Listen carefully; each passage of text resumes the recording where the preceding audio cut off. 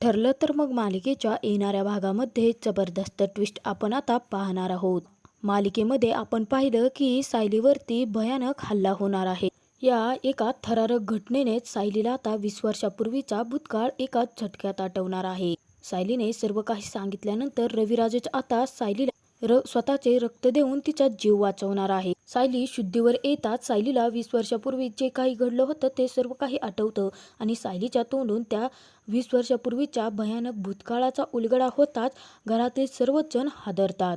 ज्यावेळी सायलीच्या तोंडून 20 वर्षापूर्वीच्या भयानक सत्याचा उलगडा होतो त्याचवेळी रविराजांनी सायलीला रक्त दिल्यानंतर रक्तगट मॅच झाल्यामुळे रविराज आता स्वतःच सायलीची आणि त्यांची DNA टेस्ट करणार आहेत आणि त्याचमुळे सायली हीच खरी तन्वी असल्याचा सत्याचा उलगडा सुद्धा इथेच होणार आहे आणि खोटारड्या प्रियाचा मात्र पर्दाफाश होणार आहे. अर्जुन आणि रविराज हे दोघेही आता साक्षीदार बनणार आहे. सायलीला भयानक भूतकाळ तर आठवणार आहे, परंतु त्याचसोबत रविराजांनी केलेल्या DNA टेस्टमुळे सुद्धा सायलीच खरी तन्वी असल्याचा खूप मोठ्या सत्याचा खुलासा होत मालिकेला आता वेगळंच वळण लागणार आहे आणि गणपती बाप्पाच्या कृपेने आता सायलीला अखेर न्याय मिळणार आहे. सायलीवर झालेल्या हल्ल्यानंतर सायलीच्या डोक्यावरती खाली पडल्यानंतर मार लागतो आणि त्याच वेळी सायलीला 20 वर्षापूर्वीच्या अंधुकांधुक घटना थोड्याशा आठवायला लागलेल्या असतात. काहींचे चेहरे सुद्धा सायलीला आठवायला लागलेले असतात की तिच्यासोबत 20 वर्षापूर्वी नक्की काय घडलं होतं.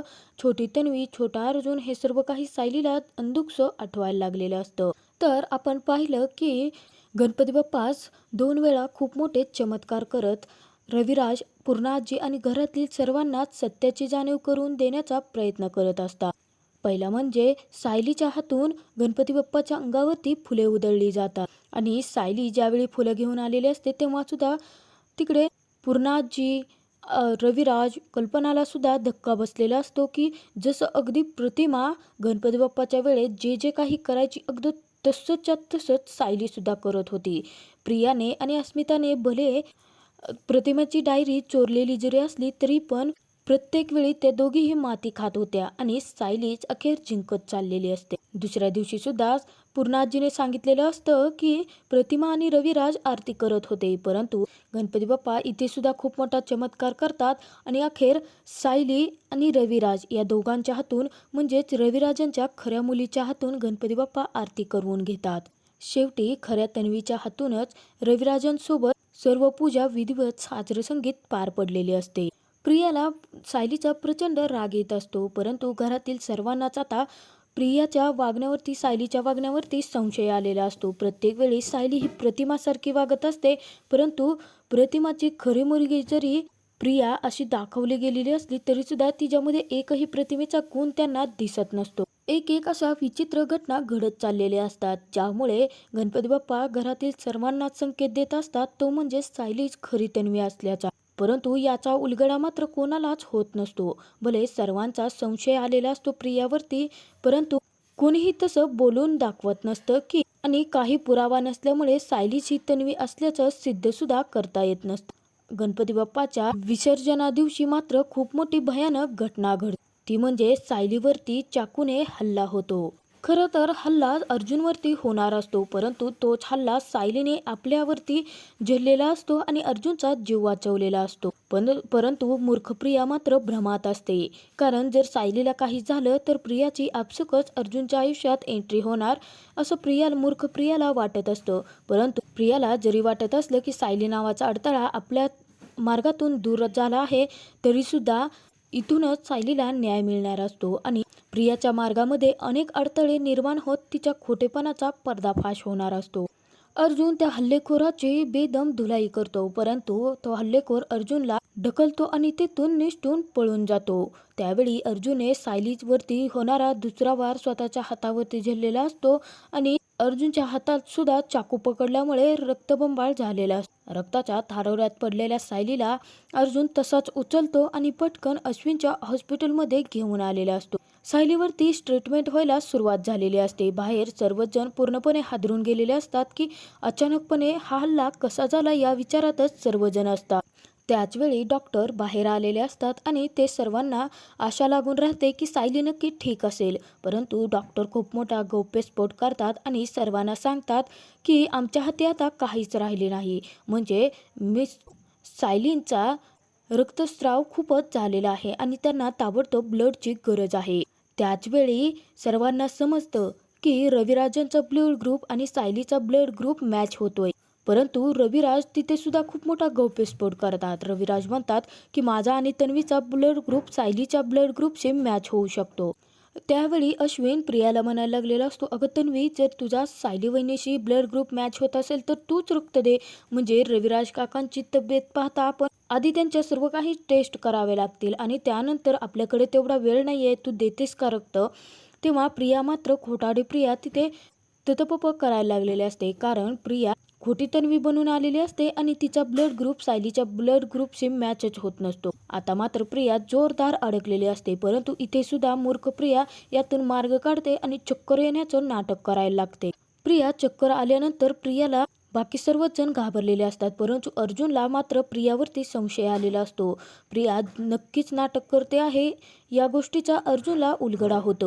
त्याचवेळी रविराज स्वतःच रक्त देण्यासाठी तयार झालेले असतात.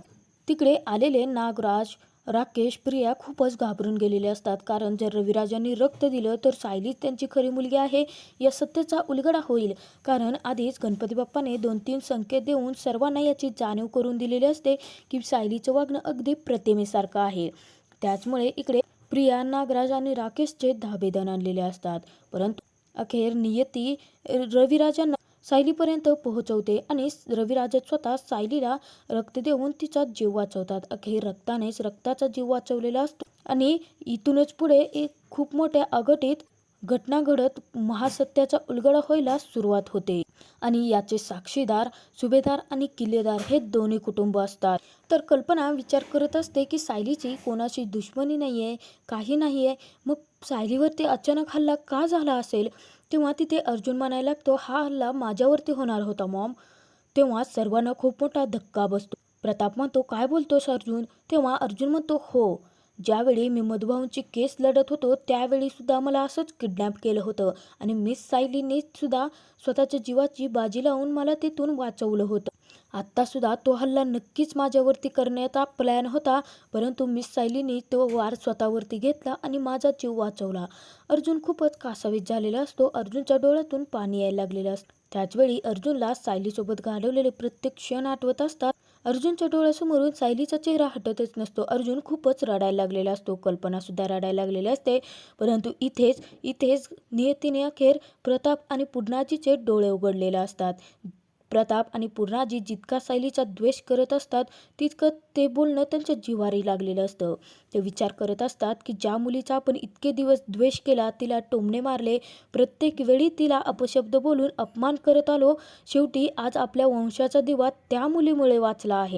त्या दोघांनाही खूपच गिल्टी फील होत असतं आणि अर्जुन आणि प्रतापसुद्धा आता सायलीला वाचवण्यासाठी देवाकडे प्रार्थना करत असतात. अर्जुनला खूपच दुःख वाटत असतं. अर्जुन रडायला लागलेला असतो. जो अर्जुन कधीही देवाला मानत नसतो, जो अर्जुन नास्तिक असतो, तोच अर्जुन सायलीच्या जीवासाठी, सायली शुद्धीवर येण्यासाठी चक्क देवासमोर प्रार्थना करायला लागतो. ते पाहून कल्पनाचा मात्र ऊर भरून आलेला असतो.